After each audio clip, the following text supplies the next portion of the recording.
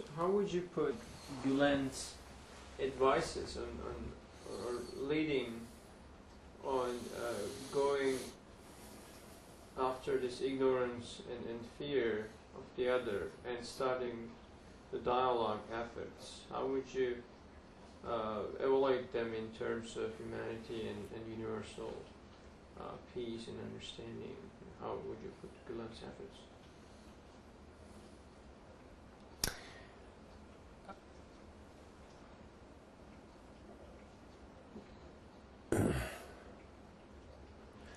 How would I... Or post 9/11 era? Yeah. Well, post 9/11, first with respect to 9/11 and Gulen, what a lot of folks don't realize is that he was one of the first Muslims to respond to the terrorist and to make clear that this was not an Islamic thing to do, or it was against the Quran to do. It was going directly opposite what the Quran teaches, and it's. I don't know. I don't have the answer to how to get that message out to all of the press, because the press has gotten a lot of flack. Just like some people want to blame the imams in Islam for not coming out and condemning the terrorist attacks, where the press doesn't consider that that's newsworthy. That's not the way they sell newspapers or get people to look at television. So it's it comes back, I think, to education. We've got to educate the general population that there are leaders in the Muslim community that are trying to say this is wrong. This is not what Muhammad taught us. And a lot of Christians and Jews don't seem to understand that Muhammad also taught a lot about Judeo teachings. I mean, the teachings of Moses, Abraham, other prophets, and think Jesus, have a very high regard for Jesus. And what was a big surprise to me was that Muhammad devoted an entire chapter, what has been divided into a whole chapter, on Mary, the mother of Jesus. More is said in the Quran about Mary than is said in the New Testament. Most Christians don't know that. So, getting that kind of knowledge out to people who don't know much about Islam, I think, is important. How to do that? I think one of the best ways to do it is through IID and the interfaith dialogue that we have. I certainly would not have known much about this had IID not come along at a time, and I guess when I met some representatives of IID 2 years ago, that it came along at a very good time for me. It gave me some ideas and some knowledge that I was looking for and just didn't know where to get it.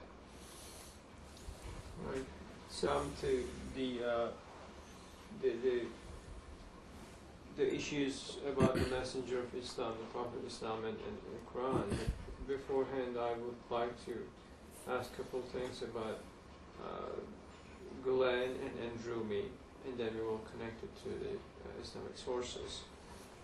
So there was a couple. There were scientists and scholars and community leaders. They said, with all these efforts and everything that Gulen has put out, and really advising and yet staying behind the curtain, like not really showing off and stuff, like being really humble. they've said Gulen should be nominated to Nobel Peace Prize.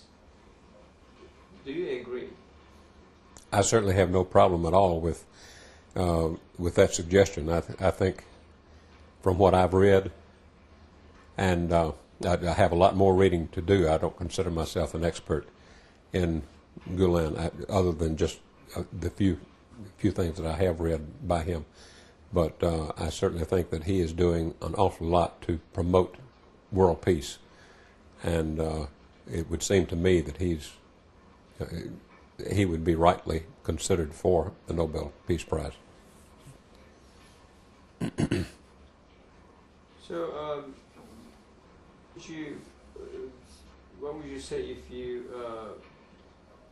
were asked about a Fethullah Gulen analysis, kind of like within your concept of understanding the things that the inspired people and all these efforts with, like, how would you put him like in an analytic way? And then the other part of the question is, like, if you were to meet him, what would you say him? Wow, what an experience that would be to have a chance to meet him.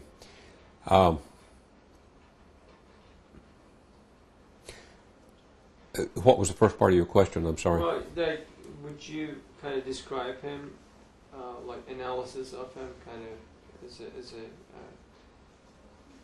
like some says he's a Rumi,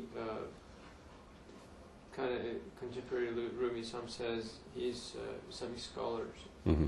Probably all true, but like, how is your opinion of that? Well, my opinion of from what I've read of both Rumi, who I think lived in the 1200s, 13th century, 12th or 13th century, and Gulen, is that he has kind of picked up the mantle, so to speak, of Rumi, and is promoting the same kind of philosophy of quiet, behind the scenes almost, except for his widely publicized books. But he doesn't seek any great notoriety. But he likes to get his message across through writings, and more through quiet contemplations, and writing down the thoughts that he has. But without all of the fanfare and preaching to millions, or speaking before millions of people. But the Sufi tradition, my understanding of Sufism, is that it's much more intellectual. From the beginning, it's been that way.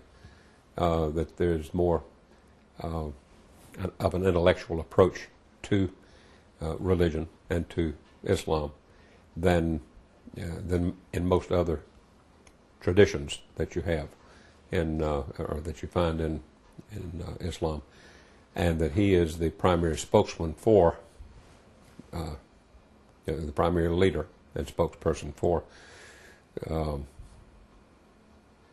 Sufism. Here again, I would hope that more and more of his writings would be made available and would be